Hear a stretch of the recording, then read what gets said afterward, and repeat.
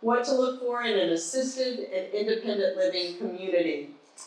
We are excited to be here. Great Transitions was founded in 2013 by our good friends. Many of you know Paul and Lynn Henderson. They're actually enjoying a big family vacation up in the mountains of North Carolina right now, so we wish them well. Hopefully they're catching us on Facebook Live. They founded Great Transitions to guide seniors through a time that's probably life's biggest transition. It's a system for working with seniors and their families as your lifestyle and housing needs change. You know, it can take 12 to 18 months, sometimes even longer, to come to the point where you're ready to make a move, all that preparation. And we encourage people to create a plan. If you have that plan, it's easy to press pause on that plan or put it on the shelf. What makes it very challenging is when an event happens, and we know that life does happen, and you have to scramble to get a plan made. And so I commend each and every one of you for being here because you are planners. And hopefully you will garner some great information, take some good notes today. We're here to guide you through the entire process of making those transitions, whether it's just talking about the fact that you're thinking about it, or when it's actually time to make the move. We genuinely believe that helping and guiding seniors is our greatest responsibility. It's an honor and privilege to care and help those that have cared and guided us for so many years. And that's the Great Transitions Senior Living Way. Our objective is to educate people. We want to tell you about legal, financial, medical, housing, and all other issues related to seniors. You're fine. You're fine. Sorry I'm late. I was on the wrong side of Lyman Avenue. No worries. In New York, Broadway separation. We're not here to sell you anything. We're just here to provide you some information. But we do have a challenge for you. We'd like for you to ask yourself, who's going to be tasked with making the decisions for you when you're no longer able to do so, and will you agree with the decisions that they make? My second part of that challenge is, as you prepare your plan, have you shared that plan with your trusted family member, or trusted friend, or maybe you're like me and you have a board of directors or an all-star team, a couple of people that are helping you navigate this season. And so just be thinking about that as you listen today. We're super excited to get started with our exciting panel. You know, innovations in healthcare, there's a focus on prevention, exercise for longevity. Seniors today are living longer, healthier lives. In fact, I read a book not too long ago that said there are people alive today that will live to be 125 to 150. I know, it sounds a little scary sometimes. And in the next 2 decades, the 85 plus population is expected to increase 111%. Yeah, and while it can be intimidating to begin to think about starting someplace new, I was talking to someone the other day that said, I don't want to go to one of those places. And I said, have you seen those places lately? Because I'm ready to go. Today's senior living communities are offering phenomenal neighborhood-like designs that really make the environment feel like home. They curate fun and engaging options for all the residents to enjoy and avoid the risks of social isolation. We remember what that was like when the pandemic hit, right? No fun. So I'm super excited to present to you today part 1 of a 2-part series focused on senior living communities. Next month, we're going to present part 2. Part 1, we're focusing on assisted living and independent living communities. Part 2, we're going to focus on the continuing care retirement communities. So you'll want to make sure that you're here next month as well. So we're in a treat today because we have some phenomenal panelists with us. And they are going to share what we need to look for when considering assisted living or independent living communities. So allow me to introduce them to you. On my far right, your far left, we have Brianna Burdett. Brianna serves as the lead senior living advisor for Allegro right here in Winter Park. They offer independent living, assisted living, and memory care. She began her journey in senior living with Allegro after graduating from University of Central Florida with a degree in Health Services Administration. Allegro was still under construction when Brianna joined their team. During her 6.5 years with Allegro, Brianna received promotions from Senior Living Advisor to Resident Relations Director and then to Lead Senior Living Advisor, which she has held for the past 5 years. I think we have an expert. Brianna and her husband have 3 children, Caleb, Maddox, and Emerson. During her free time, you'll find her spending time on their backyard patio or in the pool, especially this time of year with the family. Yes. And next to Brianna, we have Brittany Fielden with Watercrest Winter Park. Brittany serves as the Senior Community Relations Director for Watercrest Winter Park Assisted Living and Memory Care. She has served seniors in the long-term care industry for 8 years, with nearly 3 years at Watercrest Winter Park. She has worked in a variety of settings, including private duty home care as a home care consultant and as a senior living advisor for the largest senior living company in the United States. Brittany completed not only her bachelor's, but also her master's degree in Health Services Administration, also from the University of Central Florida. I feel like we need to say go Knights. Too close to my house. She is a certified dementia practitioner and has been for 4 years, and in her free time, Brittany loves to spend time outdoors with her husband Jonathan and toddler son Gunnar. So welcome our panelists. We are glad to have you here. With that said, we are going to jump right in, so make sure you're unmuted because we got lots to cover today. Now, you might not have been in the industry for 20 years, but can you maybe tell us how senior living has shifted in the last 20 years? We'll start with Brittany and then Brianna. Yeah. Can you hear me okay? My mic working? Yeah. Okay. So over the last 20 years, several decades, we've seen senior living make some major shifts. It has gone more from a healthcare environment, and you see a lot of communities embracing the resort-style living environment. There is a huge hospitality element that has been brought to healthcare, which has been amazing. You see features like swimming pools, you see features like all-day dining options, multiple different venues for dining options, the indoor-outdoor concepts. And you see a lot of features being brought to even in the uniforms that our staff are wearing now. It's more of a hotel, resort style living that you're going to see. And so I find myself a lot of times educating seniors that I meet with on these changes because they're coming to me with the idea in their head that they're moving into a nursing home. And everyone's in a one-room, hospital bed kind of situation. And when we're looking around the communities, when we're talking about what's offered, you see the light bulbs go off, right? And so the resort style living has been the biggest impact that has been brought to senior living over the years to kind of help seniors remain in a supportive environment but still enjoy a great quality of life. It's like being on a cruise ship. So. Brianna, what can you add? Yeah, well, and what's so interesting about that is actually at UC at the University of Central Florida, they have come up with a new degree called Senior Living Management. And while, again, used to be healthcare, senior living was a healthcare model. And this degree is not in their healthcare type of department. It's there in the Rosen College of Hospitality. So it's one of those things that, very much it's switching. It's switching from that healthcare type of a model to that resort style feel. So a lot of times communities are able to offer that burden-free type of a lifestyle rather than thinking about that clinical side of things, that healthcare type of things that some people don't really look forward to. Awesome, thank you. And I think that really does give us a mindset perspective shift as we go through some of these other questions.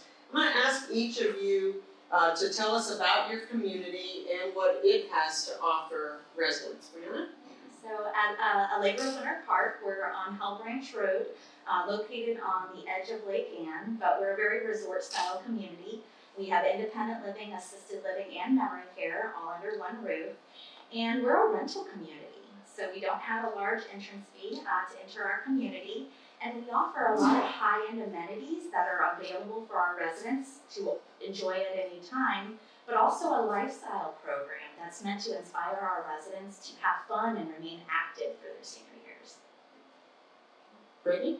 So Watercrest Winter Park, I was 3 years old. We opened in May of 2020. We are over on the corner of Lee Road and 1792, back there over beyond the Ale House, Whole Foods Market area. We offer 75 assisted living apartments, and we have a 32 memory care apartment neighborhood. We have a limited nursing services license, so we do, and I'll talk a little more about that and as we go along, but we do offer a little bit higher acuity of care in some regard as well as the luxury amenities, the swimming pools, the engaging programs, the all-day dining features. We've got like the bistro bar, all of that as well. I'm trying to think if there's anything else.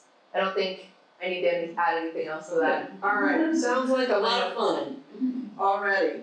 So you both have rental communities. Next month, we're going to be talking to the continuing care retirement communities, which is a little bit different model. Take us through what being a rental community would look like for the consumer. Yep, so under a rental agreement, I'll talk about the financial piece first. You typically pay a smaller upfront, non-refundable community fee. Those community fees average anywhere from $1,500 to $4,000. So you put that down. The best way I can describe that fee is like a one-time HOA fee. So when you move into those nice neighborhoods with those nice amenities, instead of paying monthly or yearly, you just do it once. So you've got that community fee. As inflation continues to rise, you'll likely see that number climb over year as well.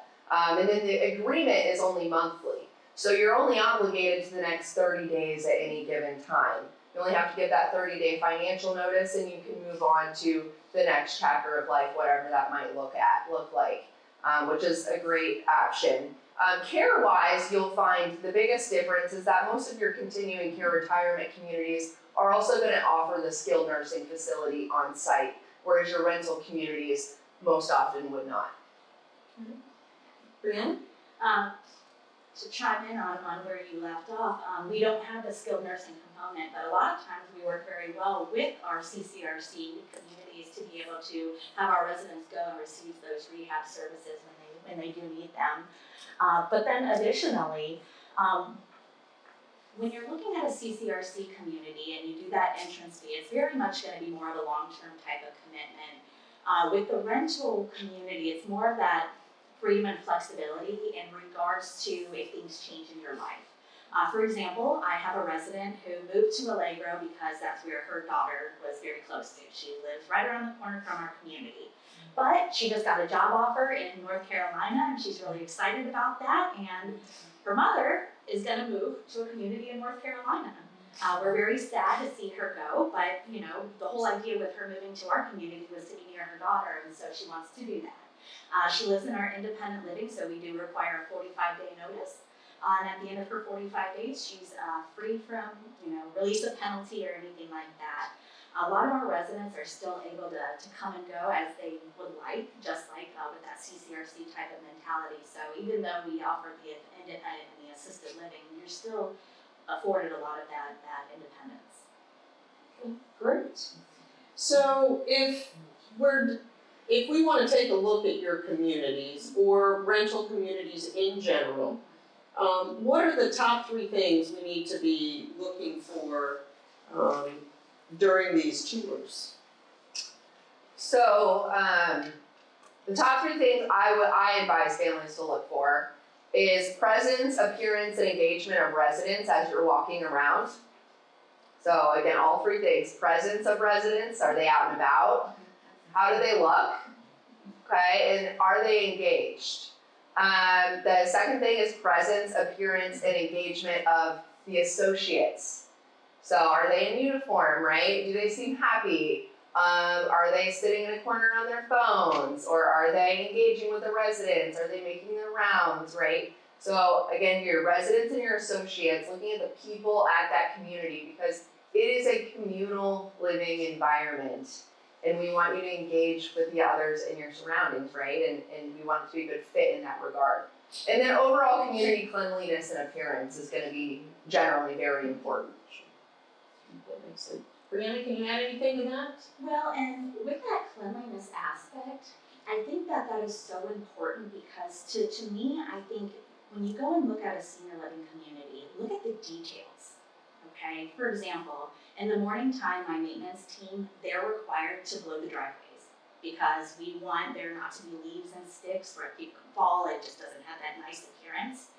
If we take the time to make that be something that's important to us, think about the care that we're gonna be able to provide in our community. If that's important to us, the cleanliness of the community, behind the scenes cleanliness as well, that's super, super going to be important. Definitely, I agree with that engagement of associates and engagement of residents. I think it's important as you're looking at senior living communities, it's sort of like when you went to go look at your colleges. All senior living communities, we're gonna offer you pretty much the same type of stuff. We're gonna give you some dining, we're gonna do some housekeeping and some activities. But you have to find the right community that you feel it within yourself. So think about the energy of the community when you're walking in. Does it feel like home? I think that is so important as you look at that next step. Can you picture yourself there? That's great, and I like that reminder, does it feel like home? It may not feel exactly like the home you're in now, but could you get used to home there? I know when my parents moved, it took them a couple of months to get used to it, and then one day my mom's like, this is great. So, well, the converse of the question I just asked would be, are there any red flags that you should be looking for as you're out touring these communities? Brianna, let's start with you. Red flags, so we have activity programming that we offer and calendars that we provide our residents and such, and lots of ways to be able to get that information out to the residents that we have. But are the activities that are being posted, are they actually being done? And I think that that's something that sometimes isn't thought about as you're touring these communities. You know, you see these wonderful calendars, but when you were there and there was supposed to be a happy hour, was a happy hour going on? So little things like that, just to make sure. Going back to the cleanliness and the smells, you know, if you've got bad smells going on, I mean, there's, that generally means there's care-related issues sometimes, you know, and don't get me wrong, an incident can happen just right before you walk into the room, but generally if you're going throughout the community and you've got smells and such, know that shouldn't be there. And then the miserable staff and residents. So again, going back to that energy of the community, you know, if you're walking around and everybody just does not look happy to be there, are you going to be happy being there? So think about that. You know, I think if I go back, I always connect to good energy. Okay, great. Brittany, can you add anything to that? Yeah, actually, pretty similar is what I said, is lack of staff seen out and about. Again, the presence of staff, not only are they happy, but are you seeing them is huge. And I make it a point to a lot of times point out the colors that of our uniforms, so as families are walking around, they know that they're seeing staff out and about, right? Severe odors that might be resulting from improper hygiene care, like Brianna talked about, improper laundry or linen care potentially, or improper or lack of maintenance housekeeping services that are being offered. Those are all, again, back to what Brianna had mentioned, those are gonna be big red flags, and obvious red flags, right? That's something easy for you to kind of keep in mind for you to, when you look. And then lack of engaged residents, Brianna had mentioned this too, you know, within reason. Sometimes there's gonna be downtimes, especially when we're talking about memory care too. You know, memory care environments, you are gonna have more downtime for those residents. They need that. Their brains need that, right? But, and then even after lunch, again, everyone wants a nap after lunch, right? Yes. Not a good time to tour a community, by the way. So make it during a busier time. Ask Brianna or myself or whoever you're talking to, what would be a good time for me to come so I can see some things going on, right? So lack of engaged residents, but within reason, keep those things in mind too. Okay, great. I'm reminded as you all are talking that these are the things we look for if we're going to spend some money and go stay at a nice resort. Yeah, totally. Exactly the same, right? And so I don't think either of those lists are a big stretch for any of us. Let's talk about independent living for a second. So Brianna, I'm going to toss this to you. What type of space, if you're looking at independent living at Allegro, what type of space are they, should they expect to furnish? What do they have to have there? So we offer a plethora of options as far as size apartments. It's definitely apartment size living. We do have a few studios, but mostly we've got larger options. So 1 bedrooms, we offer a 1 bedroom with a den, which is essentially a small 2 bedroom, and then we offer 2 bedroom options as well.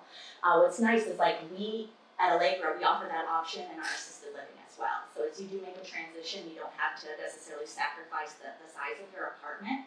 And with those sizes, I mean, they don't come furnished, so you would furnish them as you would like. But one thing to think about as you're looking at a community type of setting, you do have to shift your mindset. You know, when you're in your home, you need a large space because that's where you're going to be entertaining. You have guests coming over and such. But when you're in a community setting, the entire community is your home. Your apartment is a lot of times that space when you're wanting to rest, but even when you have guests come to the community, you're utilizing that community space. So just something to consider, but we go from studio up to the 2 bedroom, our largest is 1,033. So you don't need a kitchen table and a dining room table. Exactly. Gotcha. What do you mean by your largest? Is that the price of the square footage? Square footage. So, okay, so then let's switch to assisted living. I was talking with a woman recently, and she's looking for assisted living for her husband. What should that resident be prepared to bring to their new home?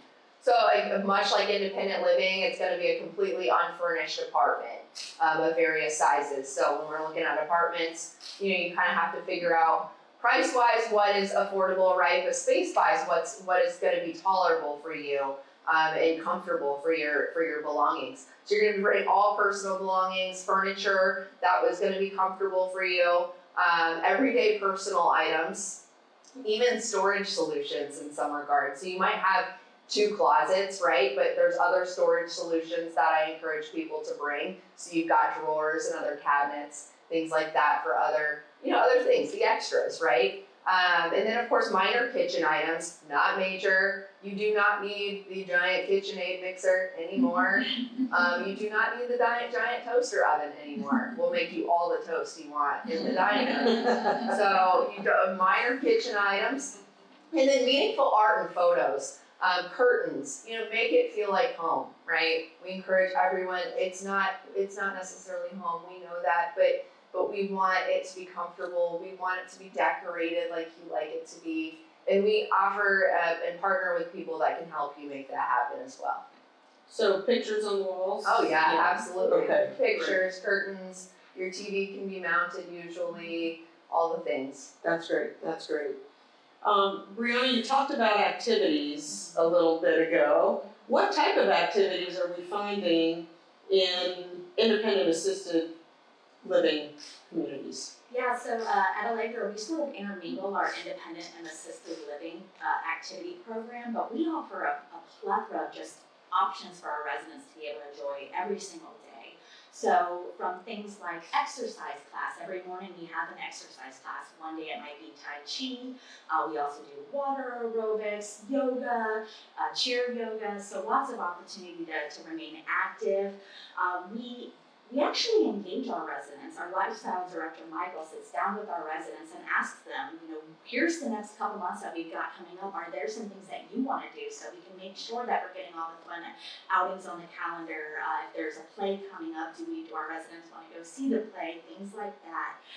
We have arts and crafts that we'll offer, happy hour, you know, and the thing is I mean, every community you're gonna visit is gonna be a little bit different. So again, make sure you're looking at these activities calendar to see if the types of things that they offer are things that you would enjoy.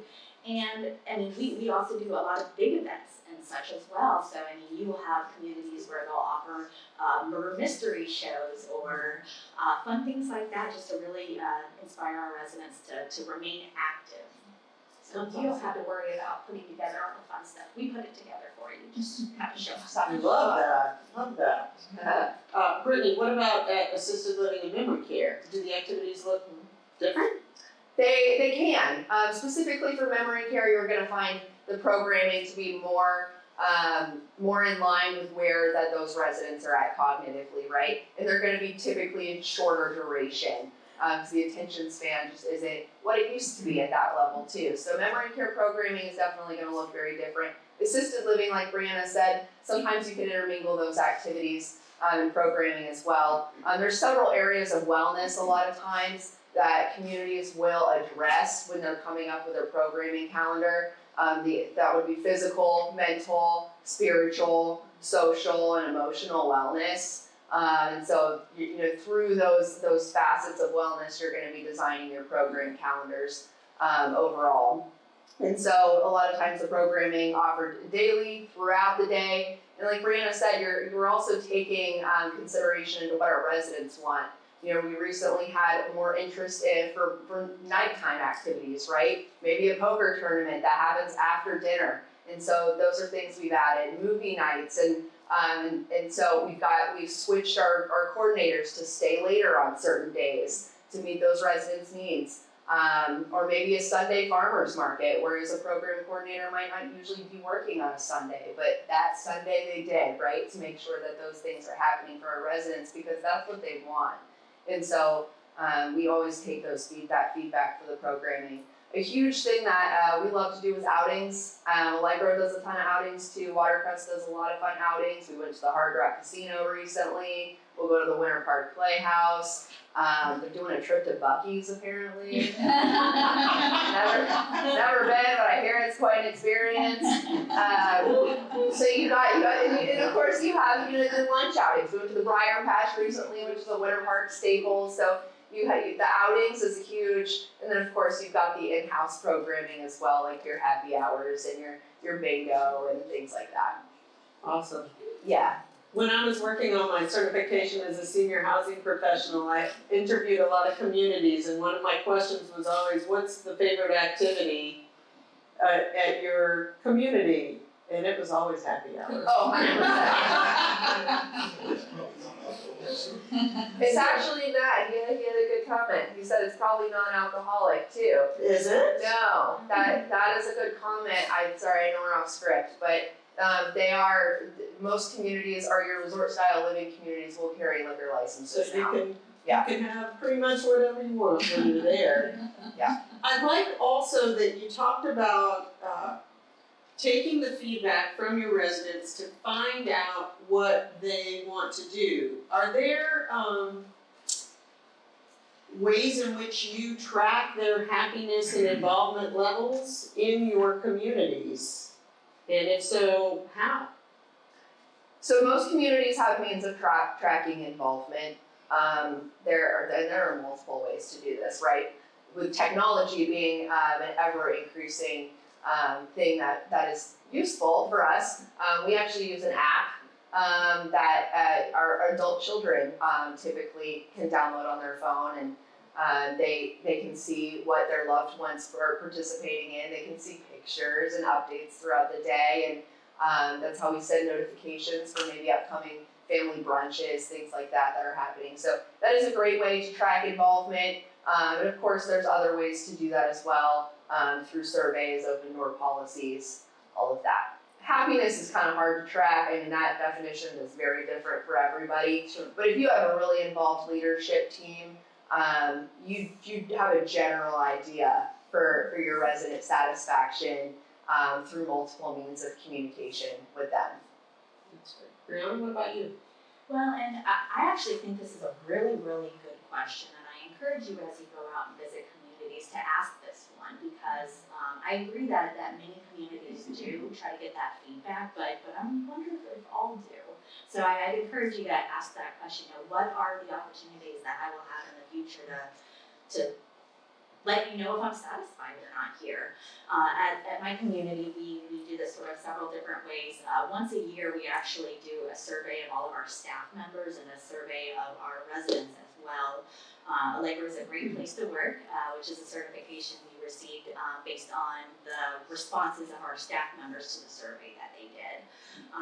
We survey our residents and their family members as well once a year to get that feedback, but we want it ongoing. So I know my lifestyles director, my housekeeping director, and my dining director will periodically actually send out little survey cards and just leave them at the residents' apartment, maybe when they're there cleaning, that type of thing, and to seek feedback. So are you happy with the services that we've been providing?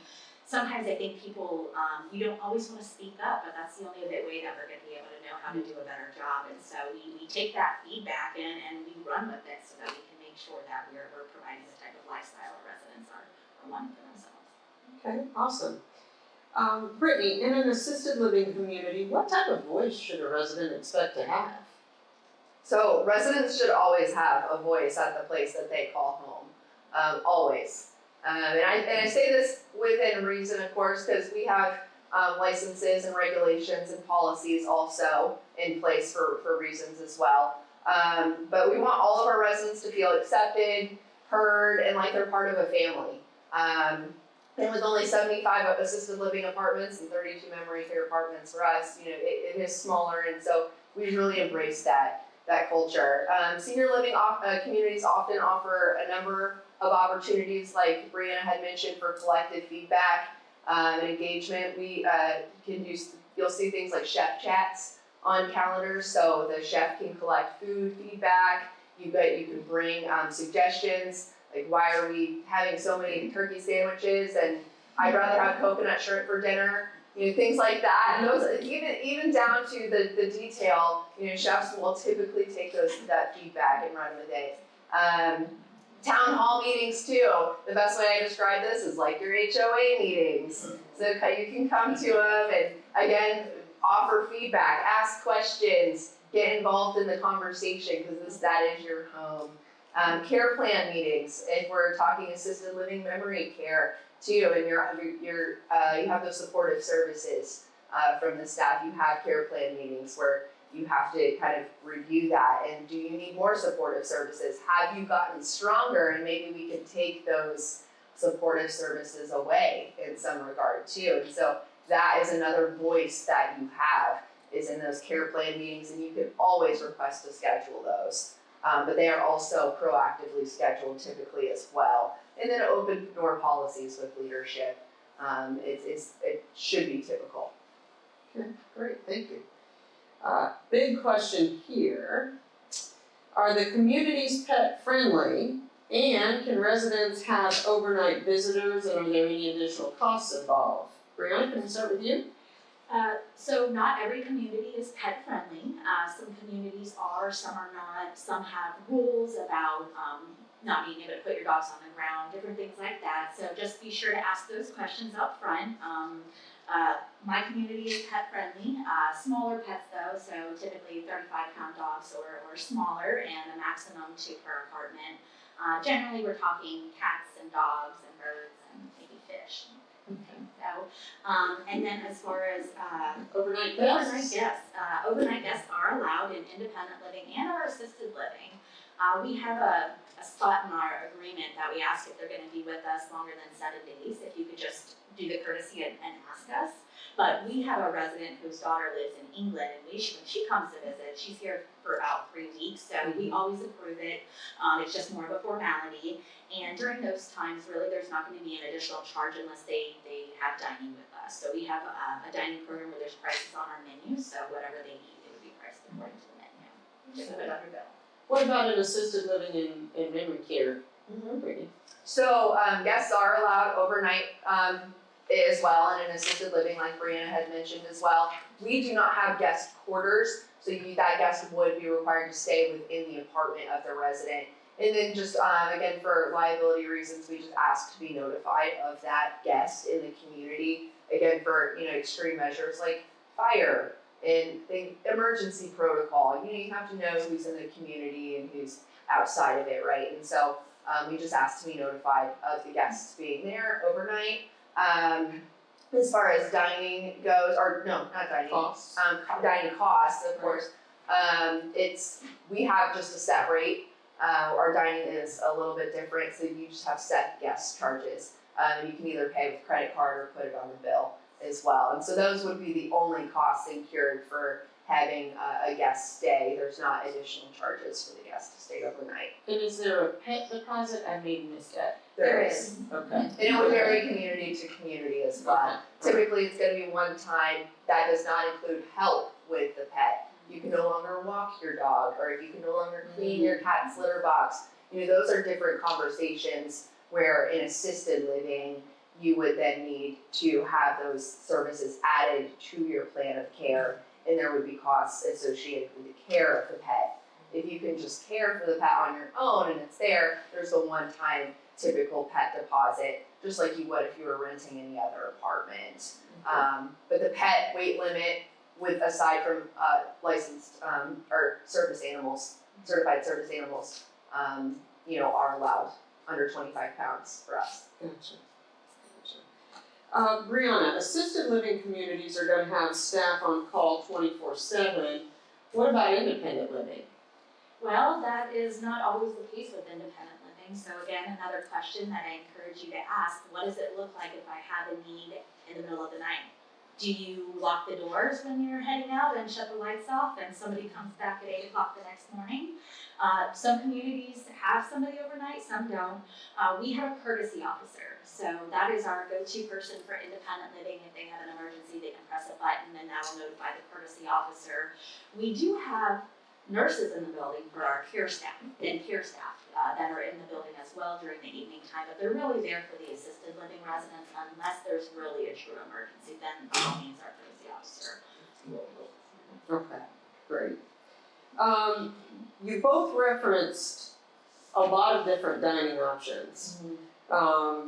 Brittany, we'll start with you. What type of meal services are available? Can guests join, which I think that's a yes for both of you, but you talked about additional charges, and I'm not sure that we addressed it with you, so. So guests, yes, there's additional charges. As far as for assisted living memory care, most of your assisted living memory care communities are gonna, of course, include the 3 main meals per day. So you're gonna get the breakfast, lunch, and dinner. Now it's gonna vary community to community, so I would always encourage you to really hone in and ask especially if the food and the dining options are gonna be important to you, or you tend to kind of shift your dining times as well, sleep in some days, right, and understand what your options are. Some communities are gonna offer those all-day dining options where you can go, you sit in the restaurant, you can be served like you're in a restaurant anytime between, maybe a 12-hour window, right? And then some communities are gonna have a more limited menu on certain hours versus other hours. They might offer a special or your main meal. So definitely ask. That is a huge part of the conversation typically when we're meeting with families. But every community is going to do it a little bit differently. But generally speaking, it's going to be included in the cost. Anything to add to that, Brianna? Well, with independent living, it does look a little bit different, just depending on which community you're looking at. Some will also offer the 3 meals a day and just say it's included within the cost.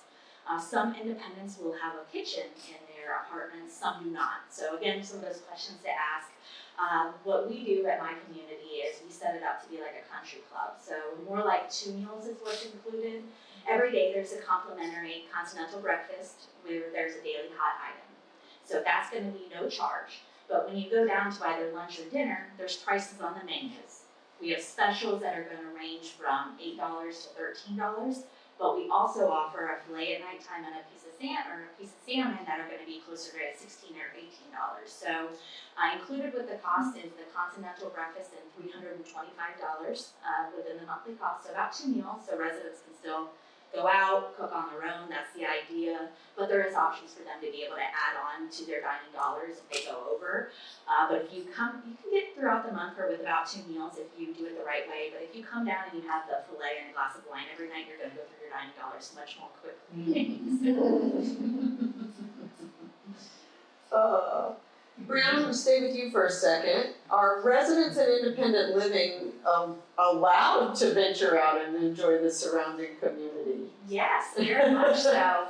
It's funny because Brittany mentioned earlier, like not good tour times. I always say coming to tours Saturday, like 10 o'clock is probably one of the worst times to tour a senior living community because so many of my residents are out. It's the weekend, they're out with their adult children or their grandchildren, and so there's not much action going on in the community in regards to that. But yes, residents in independent and assisted living are free to come and go as they please. Even our memory care, it doesn't happen quite as often, but sometimes their family members will come and get them. And I've even had a resident that went on a little trip to North Carolina, and so it worked out really well. So definitely, you have that, you're afforded that freedom.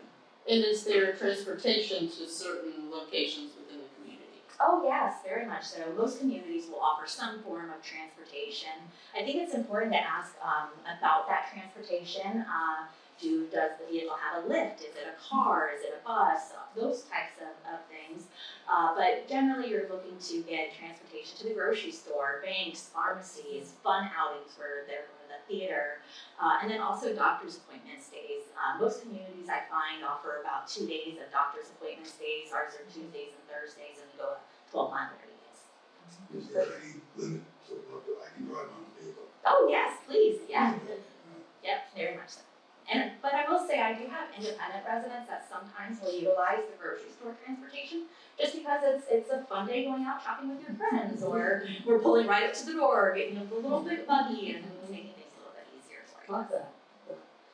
Brittany, when we're looking at assisted living community, what role does the family or that board of directors we referenced earlier play when we're trying to get information? So of course varies from family to family, but overall we love family involvement in senior living. They are a part of our extended family. For the most part, especially in this Winter Park area, it's very, it's a niche, right? And so our families, generally speaking, are in almost every day, which is fantastic. There are often events, meals, happy hours, brunches, that our families are specifically involved in or invited to, and we love that. Once a month on a Saturday, we do a specific family event for our Market Street Memory Care residents. That's for memory care only, which is phenomenal. And then the families get to also meet each other too. And that camaraderie is huge for them, to have other people that they can meet and talk to that are going through the same thing with their loved one. As for assisted living, we do a really nice monthly brunch that our families are involved in and invited to, as well as other events as well. And then as far as the care, often, and the supportive services that are offered, we will oftentimes involve the families in those care plan meetings, collaborate with those trusted member of your board of directors, if you will, for the supportive services and get their input as far as how we can best support you throughout the day. So the care plan meetings, those trusted family members are also often involved in. And then thanks to technology, it's also easier to involve out-of-state families more than what it used to be. I mean, FaceTime and Zoom meetings and getting those families involved in that regard is easier than it ever has been with technology as well. So they still have a voice even if they don't live here. I think that's awesome. You referenced an app earlier. Mhm. I think that's just a great ad. Okay, back to independent living. I know we touched on some of the trips that happen. Do you guys go to local attractions? Oh, very much so, very Okay. much so. Our independent and our assisted living residents get to enjoy outings. So we've been to, we went to the Winter Garden Theater here this was several months ago now, but we saw Beauty and the Beast, so residents went to that. My executive director actually does a monthly dinner outing with our residents as well. We started a men's lunch outing, so that was really well received. So of course you have to do a ladies' lunch outing. We actually have gone to Hard Rock as well. So I had a resident that was really excited about that. So we got a group together and went down to Hard Rock. But we've been over to, we've been on airboat rides. We've gone on the Winter Park Scenic Boat Tour. So we've gone to a lot of the local museums. So we get to utilize the culture, within the Winter Park Orlando area that we so get love to. Awesome. When a new resident comes into a community, is there a plan to make them feel welcome? Are they assigned a welcome buddy, an ambassador, welcome wagon, anything like that? Oh yes, it's a whole ordeal, which we love. Move-in day is a big day in senior living communities.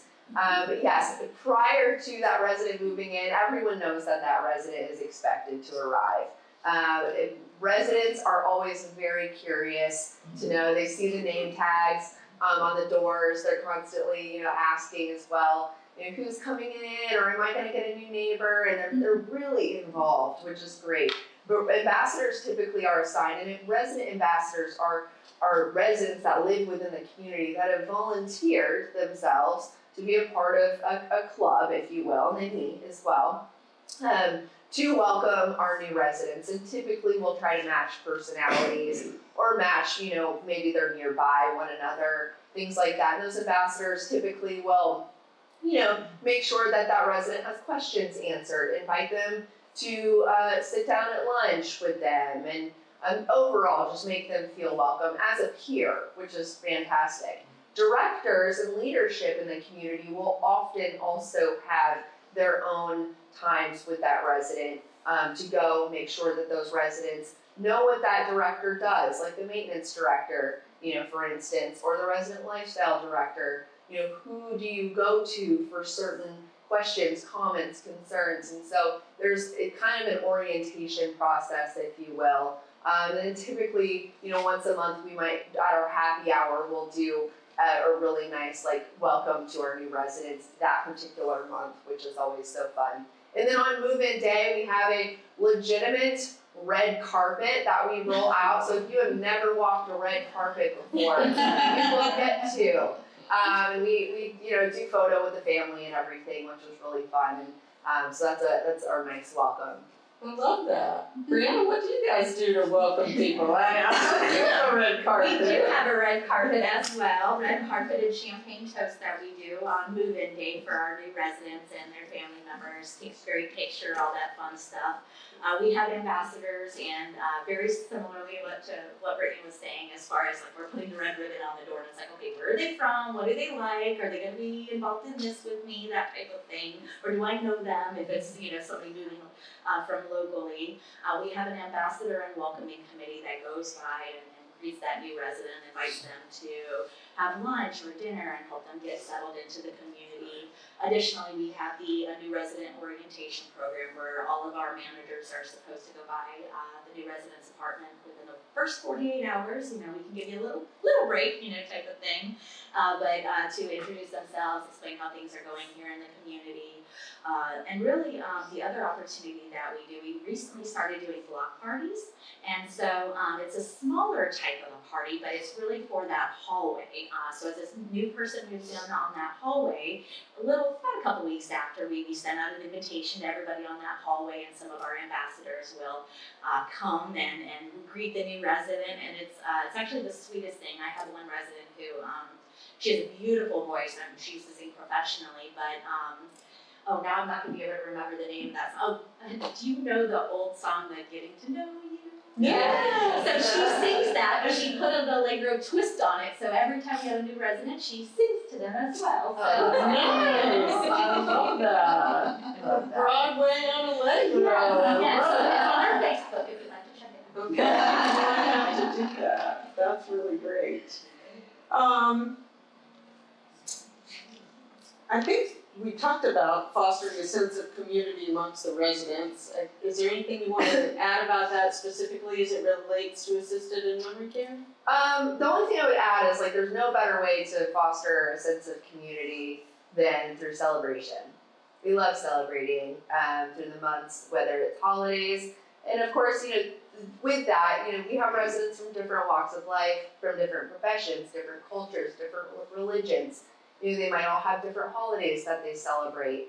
And so what's really been fun to see is that all the residents embracing even maybe holidays from different cultures. Like for instance, we celebrated a Jewish holiday recently, and I think I had 5 or 6 non-Jewish residents still come and be involved in that and celebrate with those residents. And so that is such a great way to foster that sense of community, because at the end of the day, they all live in the same community, right? They're neighbors, even though they might celebrate different holidays or have differences, right? Or come from different backgrounds.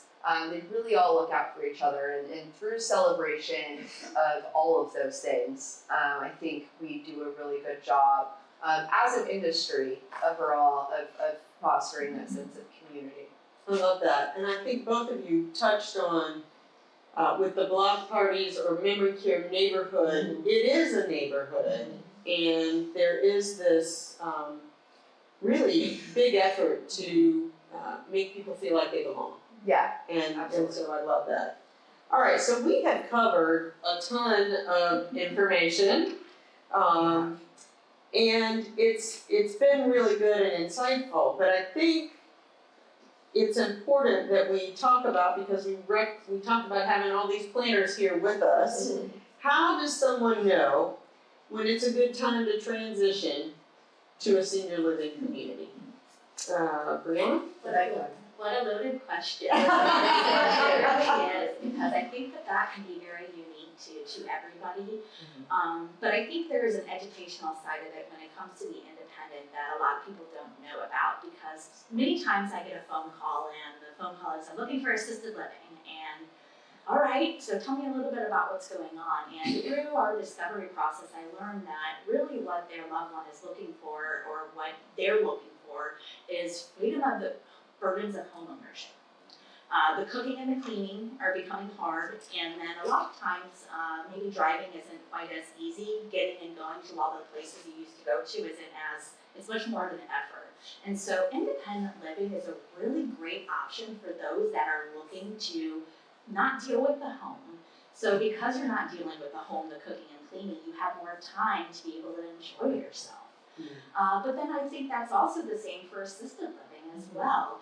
Assisted living is a great fit for a lot that could use a little bit more supportive care. And maybe it's not that you necessarily need somebody to help you shower, but maybe just having care step around. So if you do need something, you know that you have that support with you. Medication management is oftentimes one of the first things people will need that qualifies them for assisted living.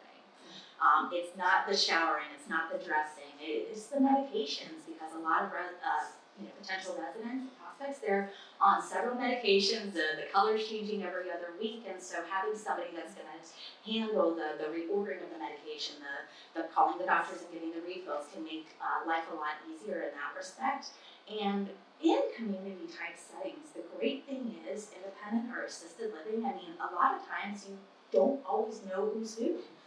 The care is provided in the privacy of the apartment, so unless you watch where they're walking and see if they're going down one hallway versus another, a lot of independent and assisted living residents are able to live as independently as they can, and that's the purpose of these types of communities. It's to put interventions in place and to try to overcome some of those obstacles so you can be as independent as you can for yourself and enjoy the lifestyle that the communities offer. What about an assisted living and memory care? So for the transitioning to a senior living community, what is a good time? Like Brianna said, it's gonna vary for person to person. But what I would leave you guys with is make the decision while it's your decision and you have control over it. Okay? Of getting those board of directors, that family, whoever those decision makers are gonna be for you or with you. Is crucial in case something happens, but the hardest situations I see for residents is when they feel out of control.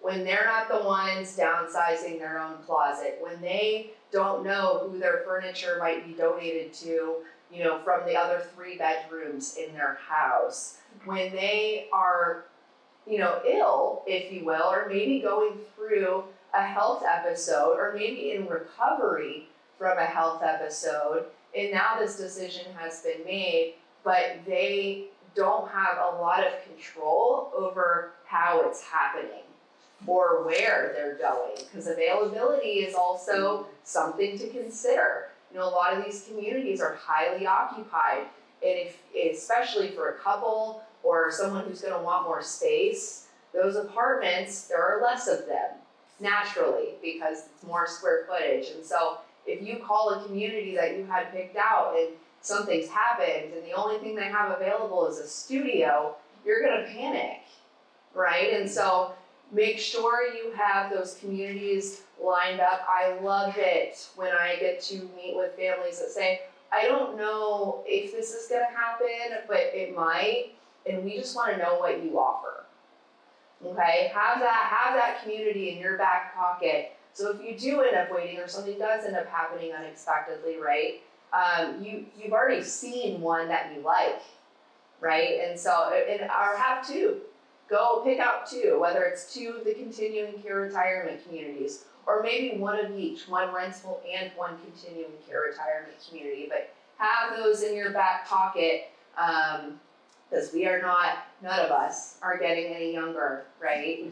So it could happen, it might happen. Do you keep a waiting list? So like Yes. if I say, I know I wanna go there, but Yes. We'll I have, have to go for 2 years. can you hold that for just a second, because we're gonna pass the mic and have some questions here in a minute, and I'd like to get your voice on, Yeah. if that's okay. For sure. So you'll be the first one to ask a question when we're ready. Thank you both. One question, I think just to add to that real quick, the important thing is it's never too early to look. So look now, get your ducks in a row, and there's never really too early of a time to move into senior living. Studies and statistics go to show that you living in a supportive environment can allow you to be more independent for yourself for longer periods of time. So those that move in with really, really high level care of needs aren't gonna be able to enjoy the community like somebody who's able to come in, using sort of minimal prices. Yeah. Start And looking now. once you're in a community, there is more we can do to keep you there than if you wait too long. Our nurse goes to see you, okay? And then we have to say, sorry, you are more qualified for a nursing home now because you have waited too long, okay? It does happen, all right? So definitely, there is a point of no return, and kind of getting that decision made before that point of no return is crucial so that you do get to enjoy a more resort-like senior living community with the amenities and things like that as well. I think that's really important. Of the people that we have transitioned into a community, I think without fail, they always say you should have done this sooner, because they're having so much fun and they've got such a burden lifted off of them. And so thank you both for kind of delving into that a little bit more and giving us some more feedback on that. Now, as promised, our educational partners have the microphones, and we're gonna ask you to come around. And the lady in yellow has a very important question to ask, so we'll start with one, because I got a feeling we got some other questions in the audience. Well, I'll ask another one then, because, is it on? Yes, it is. Because, you answered that one, actually, so. Well, would you mind repeating the question? Well, I wanted to know what the wait list sort of situation is if, like, do you contact people Yeah, when so something how becomes available? How does the wait list situation work at your community? Is there a wait list? Yeah, so we do offer a wait list, and the wait list is intended for 2 different options. Wait list can be somebody that's not looking to make a move for 5 years down the road and just really wants to put themselves in a nice position so when their time comes, they'll be towards the top. Others will go on the wait list if we don't have their desired apartment available. So if it's a 2-bedroom, an assisted living, 2-bedroom on the lake, 1-bedroom on the lake, or maybe some more specific types of apartments and the need isn't so urgent. They can join a wait list. It is entirely refundable no matter what the reason would be. Some communities are different though, so it is a good question to ask. And yes, if you're that 5-year down the road, I'll stay in touch with you periodically, but if you are on the wait list for like the 2-bedroom, when one comes available, we go to the first person on the list. You can say yes or no. If you say no, we just go to the next person. And our thought process is if we come to you 3 different times offering you an apartment and you decline them, then we're just gonna put you at the bottom of the list. But I'm not gonna call you, right away if you tell me 5 years out. And you had one more quick question? I guess I would like to have better explained the relationship between the independent living and the assisted living, and also the care. I don't know what the different levels of care are. You said like there's some kind of health assistance at independent living. I don't know what that is. Okay, so let's talk about the difference briefly of independent and assisted living and what qualifies you for both and what services are offered. Independent living, a good fit for somebody wanting to give up the burden of the home. The cooking and the cleaning, that's the type of support that we offer in independent living. You are allowed in our community to bring in a private duty care, just like you could to your home, to provide you some assistance in our independent living. A lot of times if somebody is living within our community, you can stay in independent living if you need services, maybe such as showering assistance. Hire in a private duty company to come in those scheduled times. But when you're gonna wanna make that transition to the assisted living is when you don't know when that care, what time you're gonna need that care. It could be 3 o'clock in the afternoon, 3 o'clock in the morning, and maybe going to the bathroom, something like that. So in independent living, our residents have an emergency pendant, something bad has happened, press the pendant, somebody's gonna come. In assisted living, it's I need help doing something I can't do for myself. So that's when I would suggest making that transition to assisted living. But there are also sometimes people that have long-term care policies, which are insurance policies that can help pay for assisted living specifically. In those instances, I find residents more apt to move directly to assisted living because they're going to utilize the benefit, but some will just go to independent and then transfer in the future. Brittany? In just a minute, we've got some other people that have questions. Quick, So Brittany's gonna add to that. just to add to that too, you have to remember independent living, true independent living, it's not gonna be licensed by the state of Florida. So assisted livings operate under a license through the state of Florida, through AHCA is what it's called, okay, Agency for Healthcare Administration. So because you're licensed, you have a basic responsibility to oversee the well-being of those residents, okay? That's the best way I can describe it. You have to make sure your residents are getting down to their meals. You have to answer their call pendants. You have to do wellness checks. There are certain things under a state license that you are required to do to oversee the well-being of those residents, even if they don't need like shower assistance or medication management. You still have to have those basic things. So in an independent living that's unlicensed, if you fall, like Brianna said, you have an emergency buy-in, but that emergency buy-in's just like it's gonna operate like if you have that in your own house, right? Someone's gonna come, but licensed, like the staff, they're not licensed to touch you and help you. There's no nurse, right, to triage you. You're going straight to the hospital, right? So there is a big difference between the licensing of those communities as well and what they can and cannot provide for you even in an emergency situation as well. Awesome. Thanks for outlining that. That's Yeah. super helpful. We have a question in the back of the room. Yes, I just wanted to know for those various options, is there an advantage, for example, to starting at the independent living, or if I'm looking for my mom, not for myself, but or if she were to come in at the point where she needed assisted living, is her chances of finding a placement the same as somebody who's already in the community in independent living, or would there be an advantage for her to come sooner so that she's guaranteed or has a better chance at a spot of assisted living when she needs it? I would say the advantage of starting in like an independent living community would be to enjoy the lifestyle of it, right? And that the amenities and the lifestyle, and then as she needs more supportive services, you can move through the care options that are available there. Some people don't, there's a financial obligation too, and so you really have to look and sit down with your financial advisor, her financial advisor, look at those assets too, and see, does it make sense to maybe, if she owns her own home, right, outright, maybe, and there is not an issue with maintaining that home, you guys are okay. Maybe you prolong it a little bit more, so you can conserve those resources, financial resources, I mean. There's a lot of factors to consider, is what I'm saying. It has to be right for her as a person. But there's certainly advantages to starting sooner. Like Brianna said, you can't go too soon, right?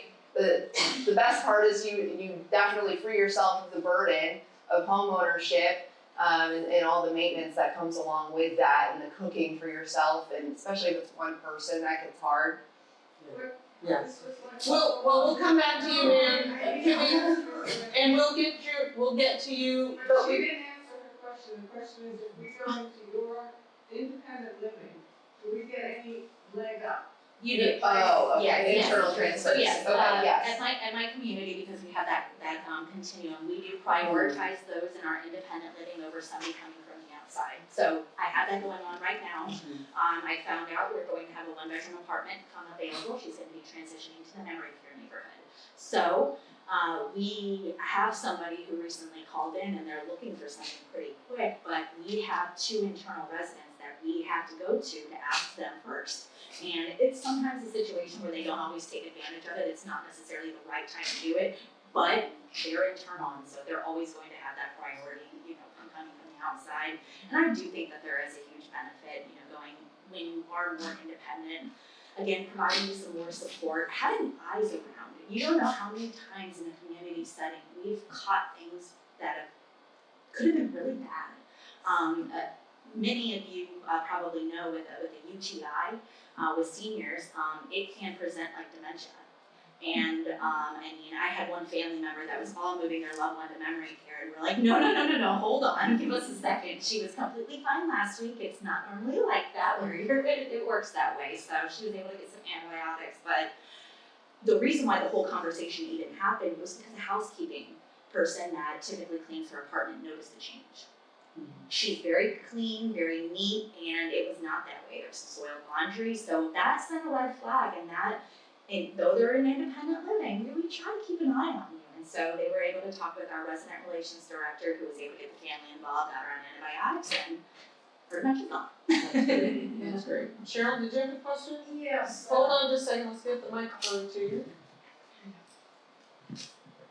Utilities, I'm assuming that your heating and electric's included, maybe I shouldn't assume that, but what isn't? What about your TV, your internet, your cell phone? Yeah. Okay, what's included in the monthly fees at your communities? Utilities are included. So all the apartments are gonna have their independent AC thermostat handler, so you have control over that as well. And then of course, typically basic cable would be included with options to upgrade at your own expense. Internet is included for the entire community. Of course, if you needed like an actual Ethernet, that would be an additional expense to the resident. But Wi-Fi for the entire building, typically these communities would have like their own Wi-Fi router that the residents can hook up to their smart TVs and their computers, things like that. You would still have to pay for your cell phone. I know Watercrest does include the landline service in our rent, but not every community does, so it's something to ask as well. But yeah, generally speaking, trash, utilities, all of that is going to be an included factor, and the most you would have to consider and account for would be like a cell phone bill. What about your community, Brianna? Any different? Similar, but we do not include the phone line. Most of our residents have their own cell phones, so that's a lot of times just not part of what is included. But all of your electricity, gas, water, sewer, we do daily trash collection. All of that is going to be part of the monthly fee, except minus the phone.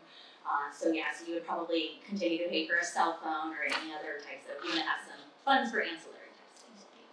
Okay, great. I think we've got time for maybe one more question. We've got one up here and then we'll ask you. Okay, go ahead, Leanne. Okay, I have, my parents are still married, and my father has been diagnosed with Alzheimer's, but my mother would be more independent, so what would you suggest as far as their care? So we sometimes have couples where their diagnosis might be different. How do you handle that? So there's two different ways that we can go about that at my community. They could live together in assisted living, and the idea with that type of a setup would be that we could possibly take off some of the care needs that he has. So if he needs any medication management, showering assistance, that type of thing, then that could be a good fit for them. He's also a vet. Okay, very good, thank you for your service. But they would be able to live essentially together, and we would provide him, some assistance there. Now, she would just be entirely independent. We'd still have to do an assessment, dot all our i's and cross our t's that she's independent, but then we would just provide him the care. If she ever needed it in the future, we could add on. There also could be an option and a lot of times it's interesting because it's more based on the caring spouse. When they're no longer able can no longer handle it, that 24/7 job that they've got, because even though we're gonna be providing some assistance, I mean, they're in the apartment together, and, she'll be responsible for him, in that type of a setting. So when she's, ready to give up that 100% responsibility to us, they could transition where he could live in the memory care neighborhood and she could live in the same apartment, she could downsize in assisted living, or she could move to independent living. So a lot of times with this whole process, especially when it comes to Alzheimer's and there's a spouse, it's all about that open and honest communication on how we're going to be able to support you. And I would say even probably at Watercress, with that assisted living type of an option where they could live together. Yeah, we would definitely have to do an assessment and better understand where the needs lie, for sure. And as long as that person with Alzheimer's, there's not disruptive behaviors or they're not at risk for wandering, they can continue to remain in an assisted living environment with their spouse. If it becomes a safety concern, and the wandering becomes an issue, or they become disruptive to the communal living environment with the other residents for any reason, then we would start having a memory care conversation as well. They would be likely in two separate living environments. That's how most would end up doing that. Because you have to look at the person who's independent too. Are they really getting the relief they need by living in the same apartment as their loved one? As hard as that separation is, you have to look at them as two individuals also in that regard. So it's a detailed conversation for sure. Sure. And I think the answer to a lot of your questions, like it is with us, is it depends. Right? Right? Leanne, There's a lot of options. Leanne, you had a question? Yes, I know that this will vary, but generally, what should one expect the monthly cost for assisted and independent living to be like? Is it $3,000 a month, $7,000? What is a general guideline? Okay, I think that's a great question. Just some cost guidelines ballpark. Yeah, I would say $4,000 to $7,000 a month is a good For a true single or average for a couple? for either Per person. Yeah, it's gonna be more for a couple. So for a couple, you went up with a second person fee in addition to the apartment cost. You don't pay double for a couple. You pay for the apartment and then you have a second person fee that varies from like $800 to $1,500, I would say is a good average. But a true average for like assisted living services with the apartment plus the care that oftentimes comes along with it would be, $4,000 to $7,000. We're gonna run closer to the $5,000 to $7,000. We're a little bit higher end, but there are some nicer options for less as well. Brianna, anything you can add for your community? Just to go on to that, as far as being, some of the higher end options, you're going to find communities in the $3,000 price point. You're going to find communities in the $8,000 price point, and there's lots of options in between there. It's like when you go car shopping. No matter what car you're going to buy, it's going to get you from point A to point B. If you are going to stay at a hotel, you can stay at a Holiday Inn. You can stay at the Ritz-Carlton. It's a different level of expectation staying at a Ritz-Carlton than a Holiday Inn. So there is a higher price point, but with that comes a higher level of expectation as far for the quality of services you'll receive. Awesome. We range from about $4,000 for our studio up to an independent living about $6,600 a month, and then our assisted living ranges from $5,000 up to $8,000. So the most higher end memory cares you're gonna find in the 6,000s.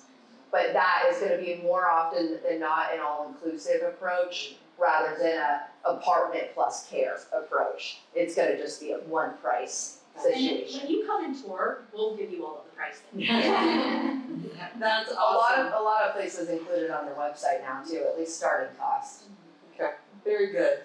All right, well, we're gonna wrap up, but I will say that our educational partners are sticking around. Our panelists will stick around for a few minutes. If you have a specific question, you can feel free to come and ask them that. We always wrap up with a few things. Did we try and sell you anything? No. All right, good. And then very important, what are you going to do with the information you got today? So set an intention. Maybe it's, I need to ask more questions.